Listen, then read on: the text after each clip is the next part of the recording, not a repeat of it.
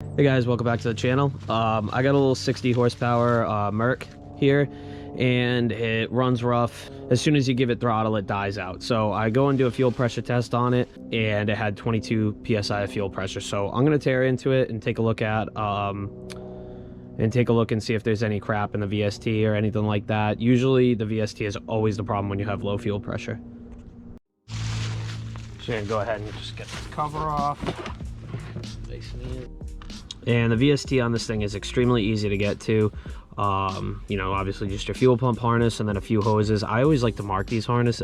This is like one of the only jobs that I mark hoses on, because like they're kind of a ridiculous mess most of the time, and I don't even understand why they still exist. But so anyway, I'm gonna mark all these hoses and then start pulling it apart, and then I'll get this thing on the bench and we'll take a look at it.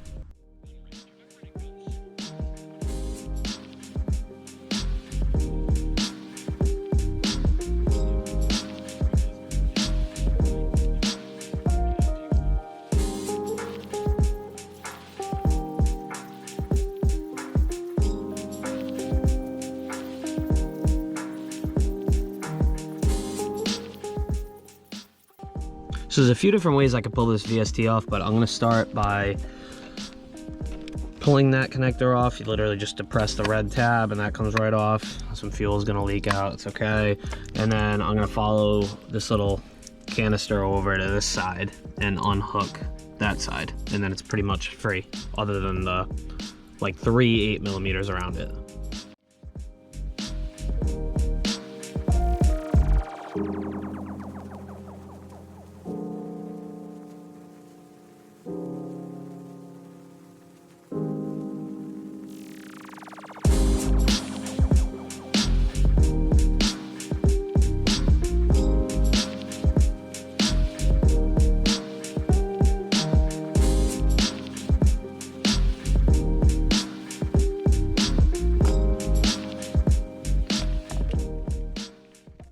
Okay, so we got this thing on the bench. I'm gonna start picking it apart. We gotta separate these two hoses from the top and upper and lower case, and then we're just gonna undo all these Phillips heads. So we'll just pull it apart and then see what we see.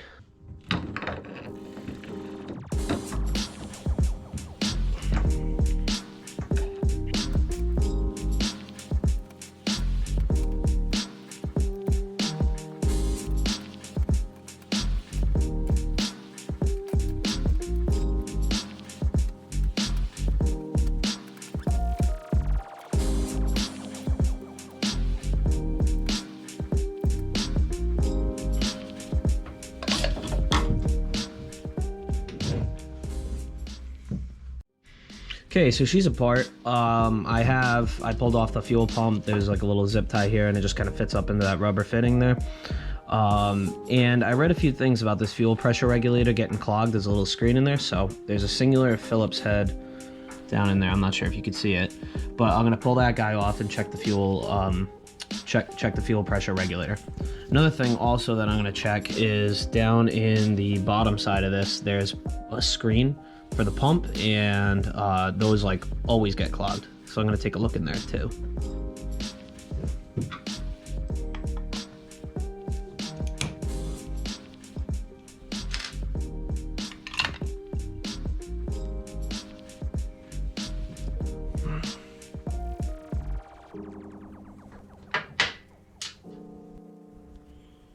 So there's a little screen behind the fuel pressure regulator, and this is only like a tiny bit clogged. You can kind of see the light through it.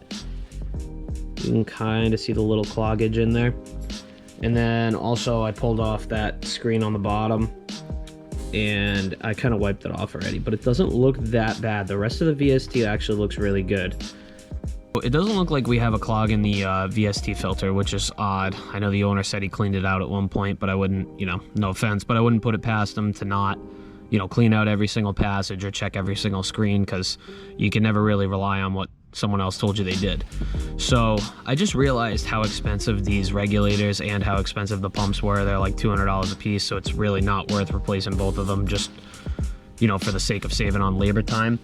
So what I did was I set my compressor to about 40 psi, because that's about what these things should run at for fuel pressure, and I'm gonna try to create a little bit of a seal here and see if I get anything coming out the other side when I apply about 40 psi to it.